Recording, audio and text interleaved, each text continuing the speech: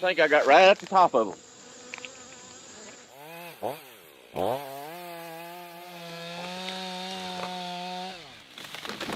Look in there and actually see everything. They should be nurse bees. They're just now starting to draw out honey and stuff for all the nectar and pollen and stuff. So these guys did all of that without any protective gear. So now we're suiting up. That means, I guess they're really gonna make them mad now. So are you trying to get where you can pull sections of that hive out? No, I'm trying to get down there where I can see how far to cut, you know what I mean, without getting in the, Oh, yeah. the actual, cavity here, you know what I mean, to split this out.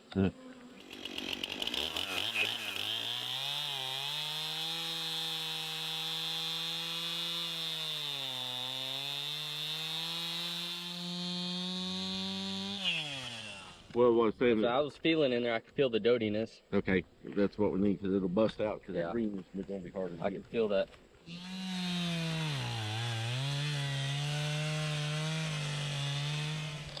Yeah, that's amazing. Honestly, I've never seen anything like it. It's crazy how they formed everything around it.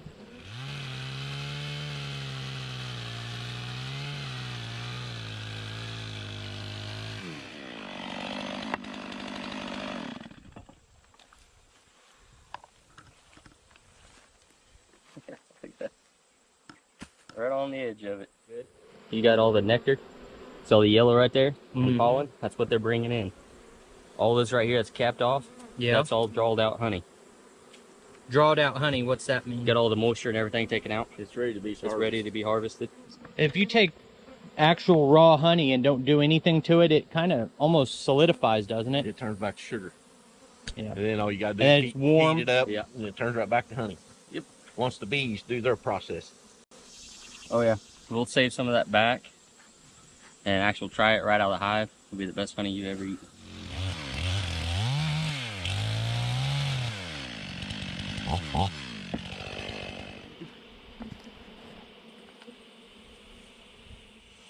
That right there, baby bees. That's all the brood. See, in the different stages. Yeah. So every 21 days, there's new Oh, really? bees hatch out. So do the bees have a short lifespan too? They work, all the worker bees and stuff, all the gatherers, work themselves to death. So you'll see the wooden beehive and a piece of plywood and all the bees on it and in between it. So they set that up as a bridge and a pathway for the bees to go when they're getting smoked out. And it worked to some degree, but mostly they were all still leaving it because the queen is still in the tree somewhere. It's just one of the bucket heads. Just puts a shot back on it. Fits 5-gallon buckets. We just cut the bottom out of one of them. Okay. So it'd slide over.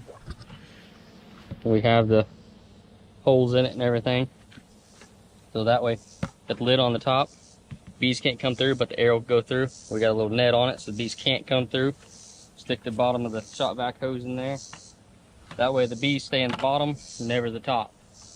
So once we get this here full, we got another one in the truck. If we're coming out to get them and take them somewhere, we can leave them right in here, self-contained.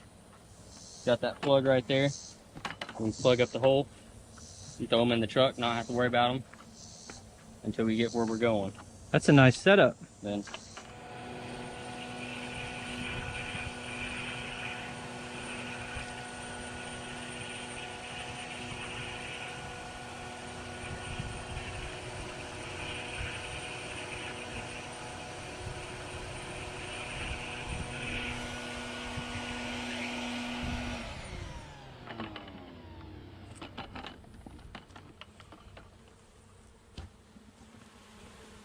Oh, yeah. you can literally see all the bees in there. It don't hurt them none. You can see them, they're all flying around and stuff.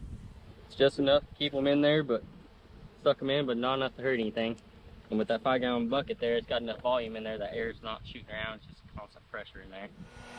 So I'm trying to show as much of this as I can in one video, but there were 3 of us that spent 8 hours, about 3 in the morning and 5 in the evening. And in the evening, Robbie's wife came, and there were 4 of us.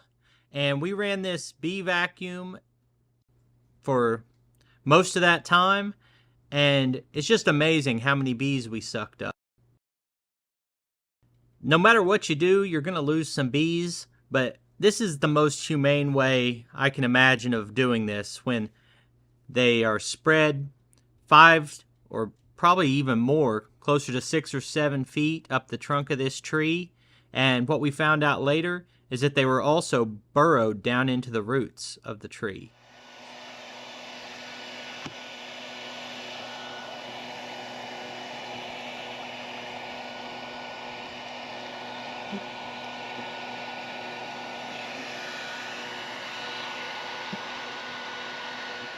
That bee right there is just hatching out. Dang. See how it's just poking its head through? Yeah, that's crazy. Another one right there is just hatching out. That one there just hatched out too. You can see it, yep, getting ready to curl out.